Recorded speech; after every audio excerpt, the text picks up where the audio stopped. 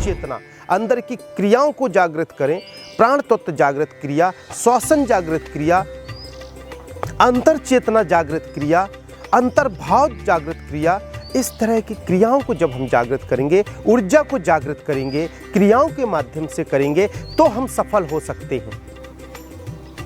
बाहर का तोड़कर फूल की खुशबू हम क्षणिक ले सकते हैं, पर यदि वह पौधे में लगा हुआ फूल है तो अपने एरिया को 2, 4, 5 दिन तक एक प्रकृति के समय से जो निहित है, तय है, तब तक तो वह खुशबू देगा ही।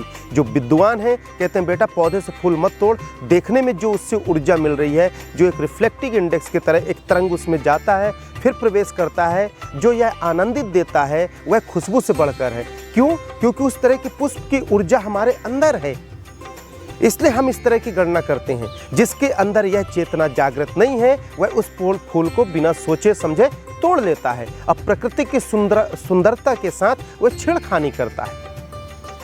आज के ज़्यादातर मानव प्राणी जंगल काट रहे हैं, पेड़ पौधे काट रहे हैं, प्रदूषण पैदा कर रहे हैं, प्रकृति से दूर हो रहे हैं, और फिर कहते हैं हमें प्रकृति का छांव चाहिए। कैसे संभव है? आपको उसमें ढलना पड़ेगा, उसके साथ आदान प्रदान रखना पड़ेगा। यह एक चित्त वृत्ति जो हमारे अंदर है, इसको स्थिर करना पड़ेगा। वह खुशबू यदि हम श्वसन क्रिया से अंदर फूल का लेते हैं तो जीवन पर्यंत उस खुशबू की अनुभूति को रख सकते हैं। फिर कभी जीवन में यदि कहीं बदबू भी आई तो हमारे अंदर की चेतना वह खुशबू को अंदर विचार के माध्यम से, ऊर्जा के माध्यम से प्रसन्न करेगा, खुशबू को पैदा करेगा, और हमारा शरीर, हमारे नाक श्वसन क्रिया एक खुशबू की तरह अनुभव करेंगे और हम प्रसन्न रहेंगे। हम उस अवस्था में तनावपूर्ण नहीं होंगे, तनावपूर्ण नहीं रहेंगे। इसलिए हमारे जीवन में ऊर्जा बहुत महत्वपूर्ण है। हमारे ज़्यादातर पेरेंट्स बच्चों के इस कारण से भी परेशान होते हैं कि वह क्यों पास नहीं हुआ।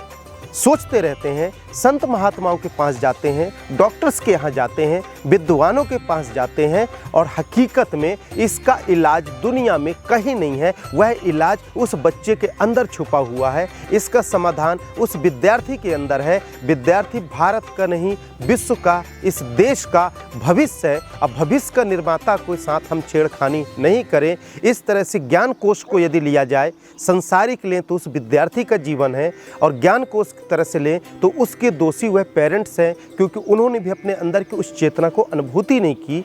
हमारा संपूर्ण सजीव जीवन ही इस चेतन, इस ऊर्जा के लिए है। इसलिए यह ऊर्जा हमारे जीवन का बहुत महत्वपूर्ण भाग है, बहुत महत्वपूर्ण अंग है।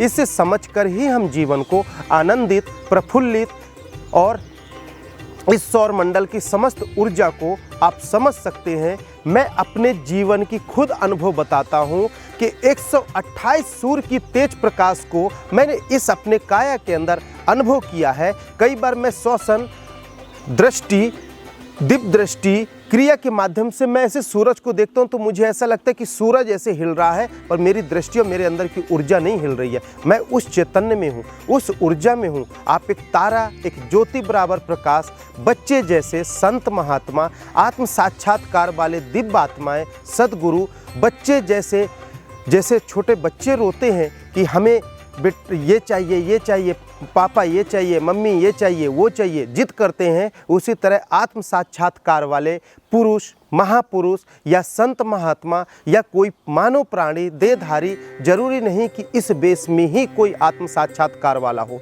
वह किसी के साथ भी हो सकता है और किसी के अंदर भी है। वह लोग बच्चे जैसे रोते हैं, चिल्लाते हैं कि बेटा अपने अंदर एक छोटा सा प्रकाश जागृत करो, एक ज्योति की भांति देखो। कितना छोटा संक्षिप्त चीज़ कहते हैं वह, और हम उसे नहीं देखते। और यहाँ हम तो सूर्य की बात बता रहे हैं।